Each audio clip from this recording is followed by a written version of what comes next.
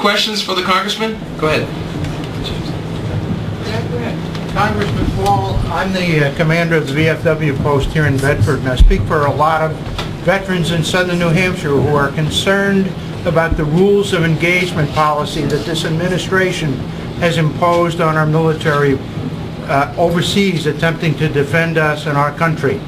As Commander-in-Chief, what action would you take to level the playing field so that we are not in a position where we have to respond to antagonists who attack us? Okay, he's talking about the rules of engagements.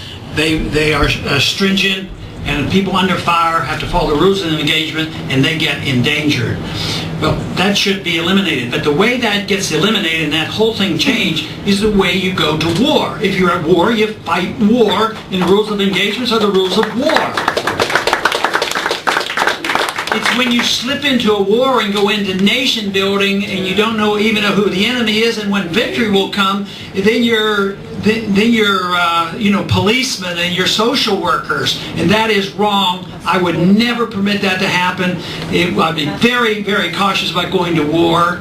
I would use the force only if we were under attack, and then if necessary to go to war, it would be with congressional approval, with the people behind it. Just think of what happened in World War II. In a little over 3 years, less than 4 years, we defeated the Japanese and the Germans. And then now look at what we're doing and how we get bogged down and bankrupting our country. We're in over 130 countries, 900 bases, and then we come along and we put our troops in these predicaments, and then there's rules of engagement that they have to worry about, and then they have to worry about the consequences of they do it, and they can get into trouble over this. So I think your point is very well made, and it wouldn't happen under an administration I'd be in charge of. Sure. Dr. Paul, what steps have you taken to avoid getting snubbed like you did in 2008? I think that others have taken good steps on that, and that is our numbers have grown, our credibility has grown, the conditions are such that I've been on television for the last 3 years incessantly. I keep saying, how come I keep getting all these calls, you know? So the numbers are there. I just think that the public relations problems have completely changed. I think that people were a little bit nervous about what I was saying, but the sentiment has changed so much, I do not believe it's going to happen. It'd be very strange, because there's an army of people out there right now that would be very, very unhappy. And I have a few things that in Washington that, you know, I'll ask for this or this, and can I do this? And they say, yeah, we better let them do it, because if his people find out, we're going to hear about it. So I think that PR is the best approach. Our support has grown so much. Thank you. Dr. Paul, with a $14.5 trillion national debt, with $61 trillion of unfunded liabilities in Medicare, is there any way that this country avoids default, avoids bankruptcy, avoids hard times? And if you think there isn't, should it not be the responsibility of government to make their people aware of the situation that we are facing, so that they can prepare for it? They need to tell the truth, that's for sure. Essentially, no, they cannot pay the debt. Governments get this amount of debt. They never have paid the debt.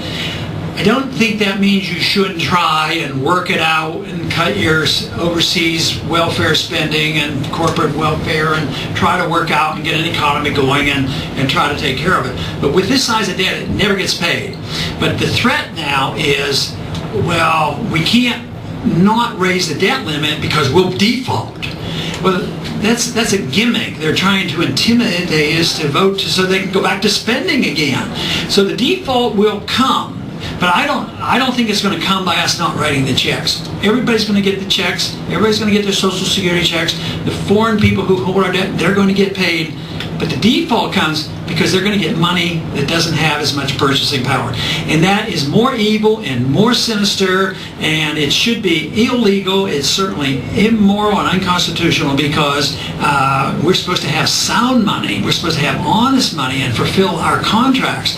But if you have 50% inflation, which in the next couple of years I'm sure we will, you've just liquidated $7 trillion. And the entitlement system is going to it's not going to function. So we have to change our attitude about it. But the people have to change. Right now, the people still, the members of Congress and the president still interpret the fact that he thinks that the people want us to continue to do what we're doing, cut somebody else's, but don't cut mine, and we can't desert the world and bring our troops home. I don't know why we have to have troops in South Korea and Germany and Japan and pay for their national defense. So as long as the people support that, but things are changing and we're gaining on this, so hopefully we can do it and work our way out. But quite frankly, when a debt gets to a certain limit, it's never paid for. But you can tide yourself over if you can cut some spending significantly and get the economy growing a little bit better. You might be able to get another breathing spell. But right now, we're moving toward a cliff. Oh, I'm sorry. I'd like to add to this gentleman's question about how you're going to differentiate yourself in 2012 versus 2008. You voted no to the path to prosperity, which I think was the right thing to do. And I just want to read off a few things that, like the top 6 things to the path to prosperity I don't like. Balanced budget achieved in 29 years. By 2021, over 30% is added to our current debt. We're adding $5.1 trillion to our debt by 2021, and then for 20 years after that, deficit spending is open-ended. None of this is scored. Our interest on debt increases from 6% of total spending to 16% of total spending in the first 10 years of the path to prosperity. Our interest on debt, this one's alarming. Our interest on debt grows in 2011 from a third of our defense spending budget to almost equal to our defense spending budget in 2021. And Medicare spending, which is what this whole discussion centers around lately on the path to prosperity, and is the system that Congressman Ryan claims to save with this voucher system, is increasing from 15% to 20% of total spending, even though our federal spending is increasing. So my question really to you, Dr. Paul, is this. Is your campaign going to address path to prosperity and possibly attack this plan? Because it seems like a lot of Republican candidates are avoiding this topic. It's toxic. Newt Gingrich is pretty much out because of it, but you voted no for it. You know, if somebody... Would you mind restating the question? I have it written here. Is that part of your strategy, basically, is to maybe go out? Not to attack it, but to attack the policies. And I thought that if somebody had asked me, why did you vote against Paul Ryan's wonderful bill, I would have allowed you to answer the question. You gave a much better answer. You had it written down there. No, that's why I think it was a fraud. But why I don't feel like it's in my interest to attack Paul Ryan is he made this little bit of effort and he got clobbered. It tells you how bad things are and how difficult it is politically. But one of the major reasons is that the numbers that are so bad. But they don't touch anything in this militaristic attitude and a military-industrial complex and all this presence around the world. And I think that's so much easier to attack than attacking medical care for the elderly. So. I can make one brief comment on top of this. Every other presidential candidate right now is taking a little bit of a beating because they're squirming and worming around it. You voted no. You're taking no heat. I think it's a huge differentiator. Well, your suggestion would be to use it. Yeah. Use my no vote. Yeah. Dr. No. I just wanted to ask a simple question.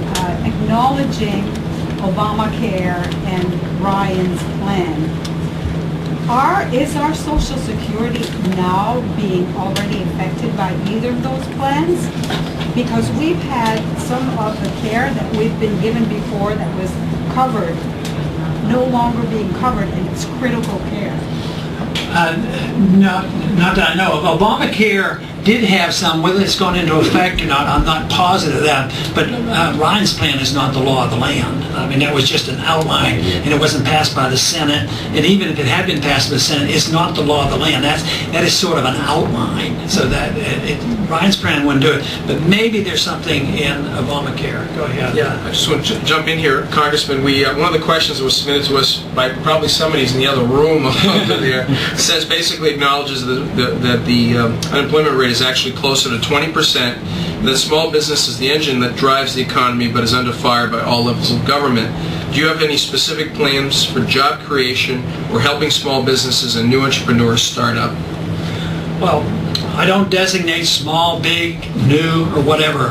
I don't want any corporations, any special interests to get benefits, even, like special loans and special contracts and all. So to help small business and big business and new businesses, you have to have a healthy economic environment. You have to have low taxes, less regulations, you have to have sound money, you have to encourage capital to come home, you have to have a sound currency which will make it worthwhile for businesses to stay here. Everything we've done is the opposite, and we encourage these to go overseas. The business people have to decide whether it's small or big or middle or whatever. You want the environment for the businessman to make his decisions on, all equally. But the truth is, if you really believe in the free market, what you want to do is you serve the consumer. The consumer becomes the king in a market. You don't subsidize big business or little business, and you don't give special favors to labor. You don't prop up artificially, labor wages. That's where we get into so many problems. That's why so many of these jobs are leaving the Midwest and moving to Texas and into the South because of labor costs going up. So all those things should help small business just as much as honest big business people. Well, let's go in the back here. Yeah, first of all, Dr. Paul, I applaud you. You're probably the most pro-life representative we have, and as a dad and a fellow Christian, I thank you for that. I want to encourage you. I think you add a lot to the campaign. One thing I haven't seen, even before President Obama, that affects healthcare costs, that affects our security in this country, that affects our jobs, is patrolling or securing the border of our country. We spend so much helping other countries. Why can't we secure it's in the Constitution to provide for the common defense of the states.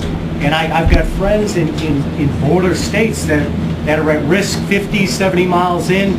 They have to carry weapons around at all time and make sure they don't go out at night. Is there any way to secure our border with Mexico? It's going to be difficult under these circumstances. We don't have enough border guards. We should have more border guards. We worry more about the border between Afghanistan and Pakistan, which is undefinable, and we forget about our own borders. The border problems are down there. The economic system we have plays a part in this as well. There are less illegals coming in now because there are less jobs. But the welfare system teaches some of our people not to work, and when we were having a better economy, there were people coming to me, let more of them come in, we need people to do our jobs. So they wanted them because of the economic system and our people, thinking that they don't need to go to work. But then the welfare system compounds it because when they come in, legal or illegal, then they get on the welfare system. And right now there's been statistics out in California, how many billions of dollars, they're totally bankrupt, and billions of dollars going to health care and to education of illegal aliens. So no, there should be more border guards. We should do our best to enforce these laws. We should permit even the states to do more. And why can't a rancher in South Texas have the right to deal with trespassers? Call the policeman. We have 30 people coming across my property, So there's a lot of things you can do, but you cannot settle that border dispute if you don't understand something about our drug laws, because most of the violence and the problems down there has to do with the drug violence and drug gangs, and it's a lot more than just illegal aliens. What do you think of President Obama's executive order for requiring businesses to declare who they gave money to for a campaign? I disagree with that entirely. Matter of fact, I disagree with the principle and I disagree with the executive orders writing laws. Paul Bengala used to work for Bill Clinton, and he said that he thought executive orders were great. He called it stroke of the pen, law of the land, kind of cool. I mean, that is the arrogant attitude about it. So he shouldn't be writing these executive orders. He's legislating. He doesn't have the right to legislate.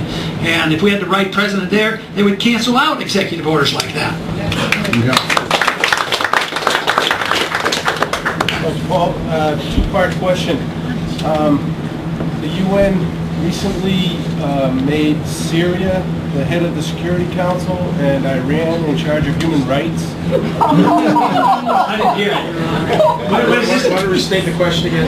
Yeah. What's your question, though? Go right to the question. The first question is, what percent of the budget of the UN is funded by the United States? And part two is, can we get out?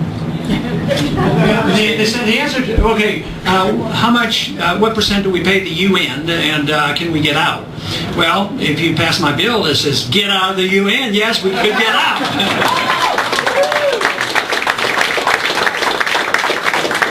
We essentially have probably 100% control because we put in the largest amount of money, but it's probably in the 27% range. But it's still a big sum. Today, we put out a statement from the campaign because the president spoke up and said, well, we got to help Greece. They're having trouble. What we want to do is get the IMF to bail out Greece. Well, the IMF is you, too. You're the taxpayers. So I said, wrong. Let's keep that money here. Let's take care of our people here. No matter how sympathetic you might be for the problems of the world, we do not have the authority to keep taking money from the people here and dealing with problems there. We have enough problems right here, and that's where our responsibilities are.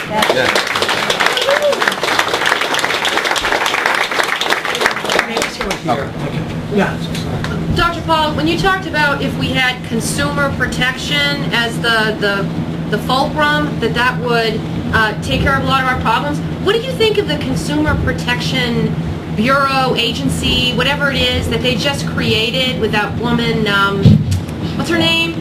Elizabeth Warren. Yeah. Is that supposed to be a good thing then? No, it's a terrible thing. It shouldn't happen. And that's part of that financial reform bill, which I voted against. That's not the type of consumer protection I'm talking about. I'm talking about how the market, the consumer dictates by buying the products that they want. Because people are pretty smart. Everybody in Washington thinks everybody's stupid, but I think people are even smart enough to buy used cars. They know how to go in and negotiate. So the consumer is protected. And my point was, don't give any special privileges or benefit to big business or big labor. Right. What you want to do is protect the market because the market protects all of us. Last okay, question. one more question. Lorraine?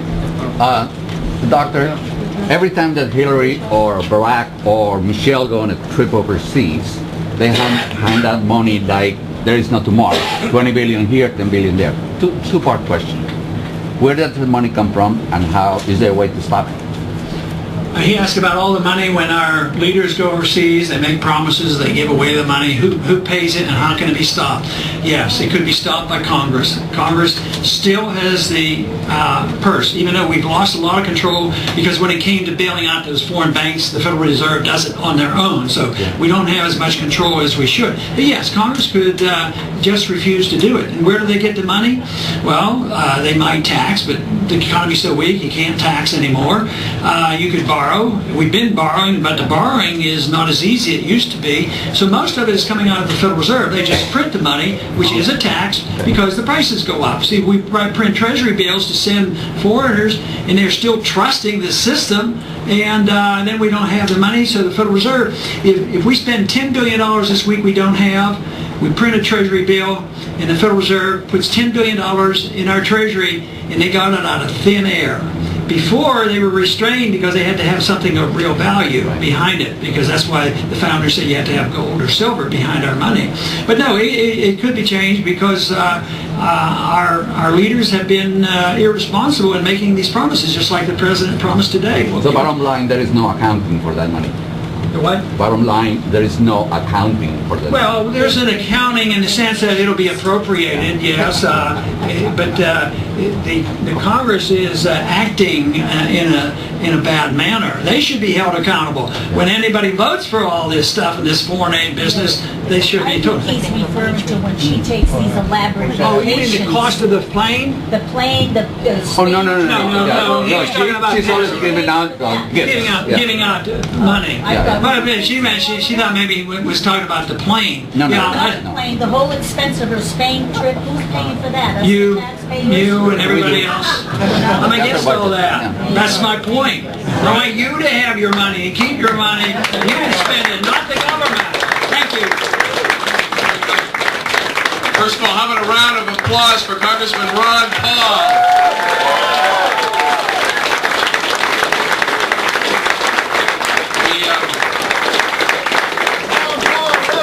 We always like to give our guests a little something they might be able to use, and I'd like to present Congressman Paul with what some people call a New Hampshire tie. I call it a live free or die tie. Right? Okay? And I think this will win a lot of support if he wears it in Iowa, because it's New Hampshire that decides presidents. Again, Congressman Paul, welcome. Thank you. Good luck to you.